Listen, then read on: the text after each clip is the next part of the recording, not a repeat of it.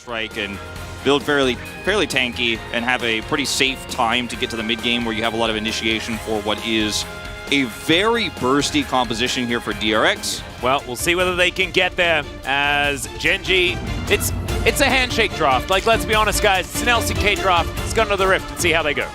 As the Jax almost by himself. It's really strong right now as Peanut's a level up here, and this is not a fight you want to try to force necessarily. Well, 3 versus 1 theoretically, though. As now Pays and Delight will show up. Pleta taking a lot of damage as the bubble's going to miss from Beryl. Still, they make it into Fog of War. It will be all right for the moment. Oh, Fade. Face checking. Oh, dear. It's a Fate check as he is going to be able to get over the wall, but he misses! Because I think the permafrost came down. Chovy's just going to flash and put a bear on him. The bear gets incredibly angry and runs after Croco as well as Croco makes it underneath the turret. Oh no, that's first blood. That goes to Chovy, and that is bad news. I was going to say bad news bears, but that feels a little on the nose, it's 2 on the nose, Atlas. Oh no. Oh. I mean, it's almost unprecedented, even with the nerfs to Lucian Nami for a Zeri lane to get first rate like this in the game. Well, Doran is going to be able to stun Croco as he makes his way in, but there is the cease and desist. Is he close enough to his turret is the question. The answer is absolutely yes. Can they dive? The answer might be no if Doran just decides to vacate, and he's got teleport, so he isn't even too worried. And right now, it's perfect game pace. Yeah. Okay, this is a disaster. Oh dear. Rascal is going to throw down a cask, but he's going to be stunned beforehand. There's the flash. He has absolutely nowhere to go here, guys. There's the permafrost. Doran picks it up with an Empower. All too easy, and Croco just has to watch it happen from the sidelines. And I think Rascal played that about as well as he could have after he was caught. The problem was that he was that far up in the lane. Croco was pathing this direction but wasn't here yet, so... It's sort of like the oldest stuff to think about in the book when it comes to League of Legends, but it was well executed. Doran still has flash. All right, yeah, Doran. Is he going to be the first death here? As he's going to leap strike away. There's the flash. Body slam is going to connect. And now the counter-strike comes in. Manages to stun up Croco, but Rascal, he gets out of it. And that is going to be the first kill going over to DRX. No more perfect game angle. And they should be able to get a plate here 25 seconds before they fall off. Yeah, looks like they're going to grab 2. You notice I said Warwick and Warwick multiple times. Okay, Chovy could be in trouble. In fact, he's dead. Not a whole lot they can do. Tibbers gets angry, but I don't think that Tibbers is going to be able to 1v3. All right, I think that they collapse down. They might be able to save Pleta. There is just nothing that DRX could do about this. Yeah, Shirley is just wailing on this turret as there's the Emperor's Divide from Fate, gets into the backline. Oh, that's a great knockoff onto Pace, finds the bubble as well. But where is the follow-up damage? Pleta puts an entire culling into a bear! And now Pace is going to pick up the kill. He does go down, though, as Croco is stunned only for a little bit. Peanut is now able to get the double Winter's Wrath. Oh my god, the counter-strike in the backline from Doran. Welcome to the team fight, my friend. We definitely needed you. It's a double kill as he gets on top of his opposite number. And Gen.G, they could take this turret if they wanted to. But they don't. He hated Jax because it was always lose. It would never do anything. We wouldn't see any side laning.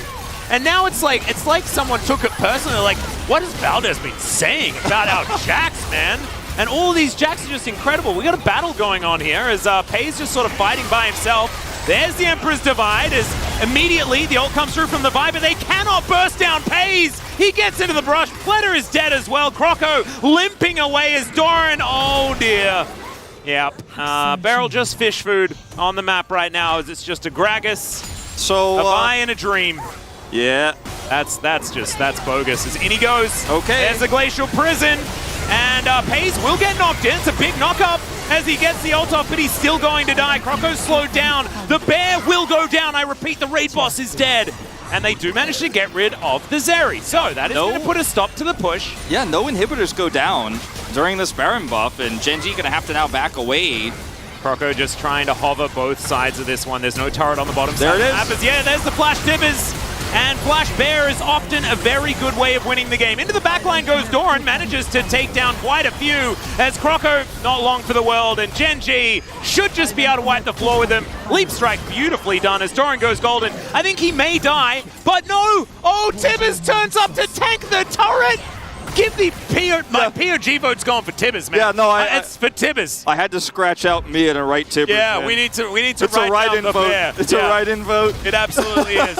In fact, we need to, like, we can put whichever picture behind the player. We learned that yesterday when it was like an Akali being a Jax cosplay. We just need to have Tibbers as the picture behind Chovy when he gets POG for this one.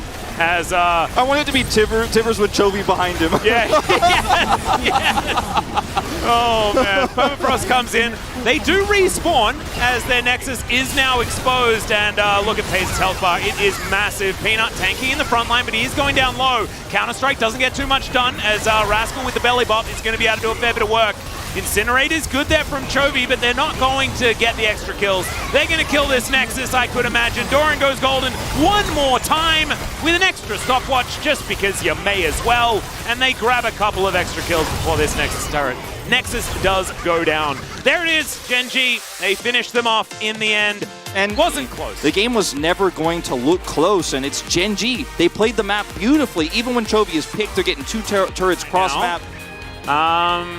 Rascal has been deadly in the past. It hasn't been the case this season, but could be an avenue for the Jax to make things happen. The space already pointed out that Gragas Jax is a somewhat neutralizing matchup. Gragas, of course, is very, very comfortable into it. So see how it goes as we hop onto the Rift here for game number 2 and see whether DRX can fight back. Doesn't quite have the money for it yet as Pays. Trying to bait. This is so interesting as, yeah, okay, we'll see whether Pays is going to reveal himself as now Beryl is going to check the brush. Not really worth, is what I'm putting down. Flash has to be used to get out of the bubble. And Pays is going to stick around, does manage to get all of the experience and things like that. But, yeah. It's not going to be something where he can turn it into a crazy split push early on with no other control. Yeah, and Pays now you can see actually having a really good time. Bubble is going to go wide, he ults. Croco moving in. Oh, the Wild Growth interrupts! He can't get the Cyclone off, and there's the flash forward. Beryl has to flash in answer immediately. I mean, that's what we're getting excited about. No First Bloods have actually gone down, guys, as it doesn't look like we're going to be diving here too, this either. Oh, actually, there's no maybe. tidal wave here for Beryl.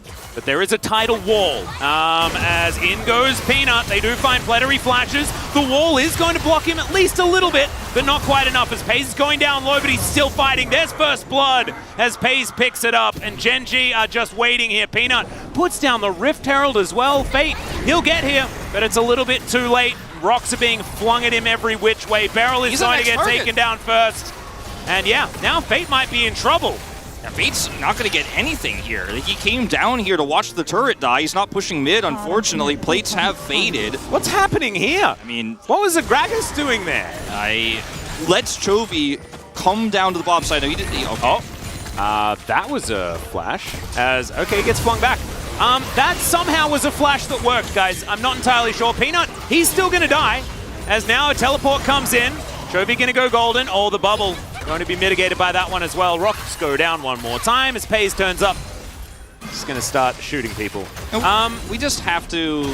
Okay, Rascal. All right, he's in it.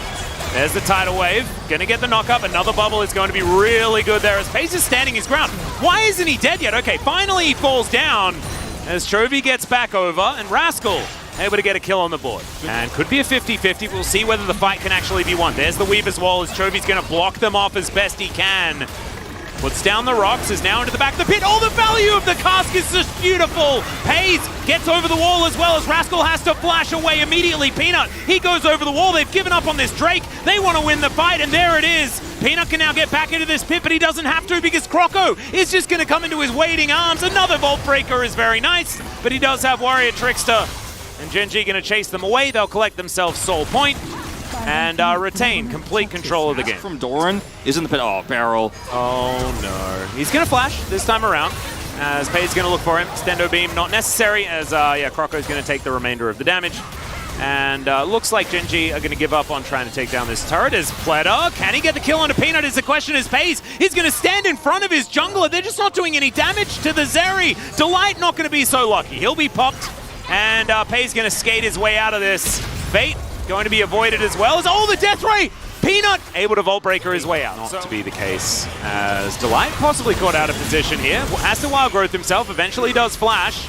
as Gravity Field is going to stun up Peanut, and Weaver's Wall should now block off this Monkey. Goes for a long journey over the wall there and actually throws up a happy Poro after having the little ride there at the theme park. Rascal cool. on the flank, but no flash. Oh dear, that's a dead barrel. Chovy finds him with a seismic shove. Rascal does come in, like you say, though. Can he actually affect this battle? Is the real question, as Pays just happy to free hit anyone that he can find. Seismic shove once again. Jack's going to be pulled back into the waiting arms of his team. They need this. DRX have to fight for this barrel. Okay, he's just going to get thrown into the waiting arms of Gen G. Pace has to flash, though, as Croco. He does go into stealth. There's now Peanut. It's his turn to start off the engage. Oh, he does a drive-by and kills Croco on his way through to collecting Pleta. And he's like, nope, that's dead. That's done. Oh, we don't even get to see the fun part because here's the Weaver's Wall right into the enemy base. As, Seismic Shove didn't even have a chance to go off as the tidal wave sadly flows by Gen G as they break down the front door of DRX. Possible Exodia in 4 minutes time, but this game is not going to last that long, guys.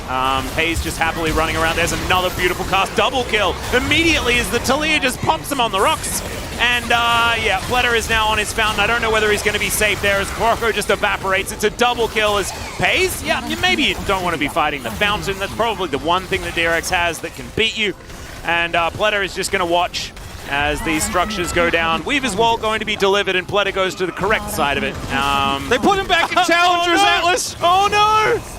Oh, the Gragas is going to die for the first time this game on the enemy fountain. Pleta collects that kill, and there is a top of the morning to you from Peanut. Swift 2-0 here from Gen G. Pleta, that's why he spells his name like that. Yeah, Pleta, the professional Overwatch player. Like, his ID is actually Pleta, but in English, because he spelled it with a P, it's Pleta. Yeah. So. Because P and F are the same in Korean. Yes. By the way, guys. Yeah, this is kind of hard to explain, and it's a weird wolfism, but